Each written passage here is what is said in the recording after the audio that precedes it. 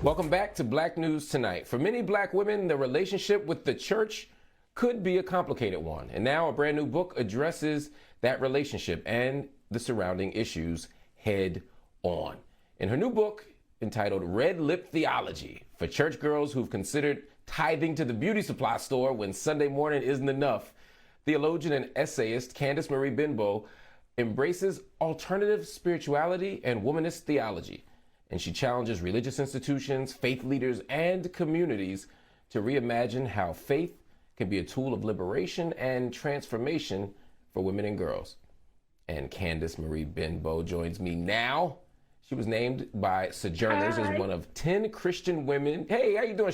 I want to give you your full title. You and your awards. You were named one of 10 Christian women shaping the church in 2020. You done wrote for Essence, Glamour, The Root, all of it. So I want people to know just how important you are to the culture right now. In fact, you made the official Lemonade syllabus social media campaign. I did. That when Lemonade dropped and Beyonce dropped that thing, you had the syllabus soon after. And of course, in addition to being a Kappa sweetheart, she is a proud member of Alpha Kappa Alpha Sorority Incorporated. Thank you so much for joining me. You tried it. You tried it. You tried it. How are you?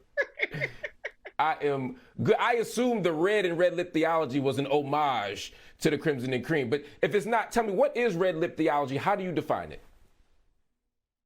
So, red lip theology is the way that I see myself in the world as a Black millennial woman of faith. Like it allows me to marry both being raised in the church and also my upbringing in hip hop culture to not necessarily have to feel like I have to pick one part of me, but that the righteous and the ratchet in me can live together, and that God is in all of it and in all of creation. So that's what red lip theology is.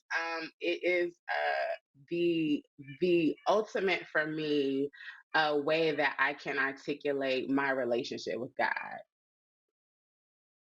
So there's some preachers out there that's watching this. We got a lot of preachers among our 2 million viewers.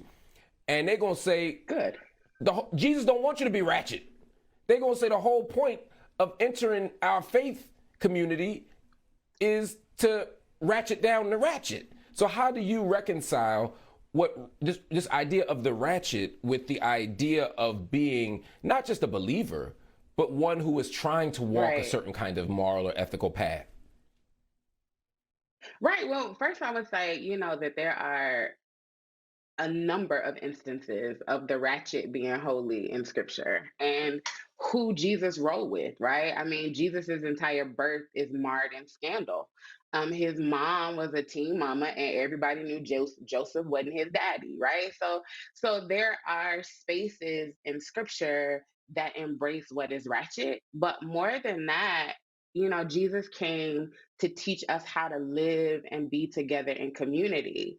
And what red lip theology says is that you bring your whole self, all of your particularities, to your faith and to your lived spiritual experience, because that's how you were created and all of it is holy. And so 9 times out of 10, and I mean, this is what the book talks about, and this is what other faith women in scholarship have discussed, is that too often it has been about the control and the subjugation of women through faith and not necessarily about us articulating our own faith journey. And that's what this book is helping sisters to see, that it's possible to center yourself in your faith journey and honor your relationship with God outside of what men say. So, I do a lot of reading on the internet because that's where all the facts are. And I pay attention to folk like Juanita Bynum, Reverend Bynum, and I hear her say stuff like, if you got pantyhose and you don't wear them to church, something wrong with you morally and ethically, that you might be loose. I've heard male pastors, in some ways, to me, Juanita Bynum is just a patriarch, in parroted through a woman's voice. But, you got male preachers predominantly who are saying the same stuff. Women shouldn't dress like this in church. You're tempting the deacon. You're tempting the preacher. You got us averting our eyes when we should be listening for the Lord and we watching that walk. There's a way that the church is often preoccupied with women's bodies. How do you address the church's emphasis on women's bodies and how it continues the kind of tradition of patriarchy and surveillance? Right. Like, I mean, for me, part of what I grounded Lip Theology in is this notion that we are good creation, that Black women, our bodies are holy, they belong to us. That, it is not my fault that if I walk past you, you look at my behind. Like, that's your problem. And you might need to work on that. Right. But my body is mine and I get to own it, I get to honor it, and it's sacred, right? And so, what it also pushes sisters to say is how much of, or ask themselves, is how much of what you're hearing actually resonating with you as central and integral to you being uplifted spiritually, and how much of it is just the foolishness of church, right? And the need for men to have a certain level of control.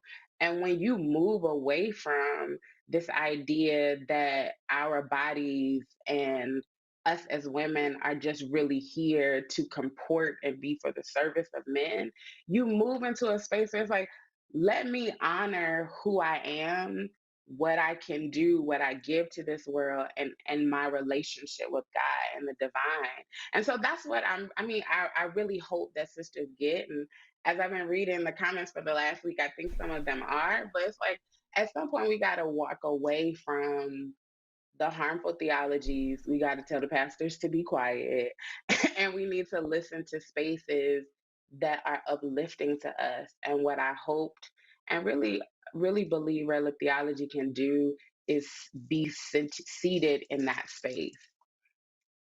Hmm.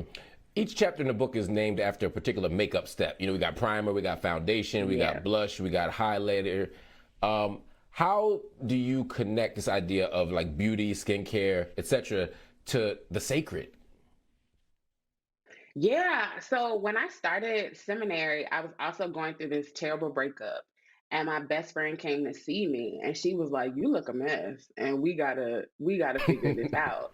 And so she made me promise every single day to put emphasis and care in what I look like. And so I started wearing makeup. I started putting the time aside to put my face on. And when I was in seminary, this industry participation, as well as understanding and learning theological concepts and theological study, really were married for me.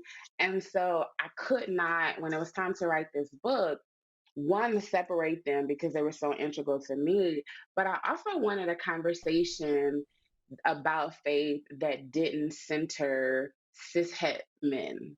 Like, I wanted sisters to know that we can have a conversation about God and we can have a conversation about faith that is totally ours to have and that we can identify with. I can't tell you how many brothers have been like, what is contour? Like, what is concealer? Why you need all of that? And it's like, I didn't write this for you, no way. So it's I like that we can have this conversation, that we can understand what's going on in a way that allows us to go deeper into faith and spirituality. Before you go, I just want to ask you one more question. I've been watching, again, the internet, because that's where I get all my Uh-huh. news. And I saw a preacher, I won't say his name Uh-oh. right now. He Uh-oh. was spitting in his hand and putting it on the face of a parishioner who turned out to be his little brother. Yes. Only so a little brother or a real fool would do something like that. And Right. using it to talk about God testing folk and talking about healing the blind. What does a moment like that say about the state of Black Christendom and maybe the modern and maybe even just mega Black church? Yeah, I think it really talks about how much Black Christendom in those kind of contexts are invested in clout chasing and invested in this idea of what it looks like to go viral, what it looks like to not have people that hold them accountable, right? Like I grew up in a missionary Baptist church where you had deacons and trustees that did not play when it came to what the pastor could do, right? And so when you are now insulated in a situation where you are the only spiritual authority and leadership, then you have no checks and balances. And then you think that it's okay to be Jesus in an illustration where you spit in your hand and smear it on somebody's face, which actually isn't even what Jesus did in the scripture, right? So I think that we're in this moment where entirely too many people in our leadership lack accountability. And in a moment where we have lost over 800,000 people, when we can't go into church, when touch is actually dangerous for us, like we have to really think about the Mm. messages that we're giving and what we're hearing and really start holding people to greater account. Holding people to greater account is always key. Our religious institutions certainly can't be exempt from that. That's why I appreciate your book. Right. I appreciate your public Thank witness, your you. prophetic voice, and your critical analysis. Candice, thank you so much for joining me. Everybody, make sure you check out this book, Candice Marie Benbow's Red Lip Theology, for church girls who have considered tithing to the beauty supply store when Sunday morning isn't enough. It is available wherever books are sold, but you should probably get your copy from an independently owned black bookstore.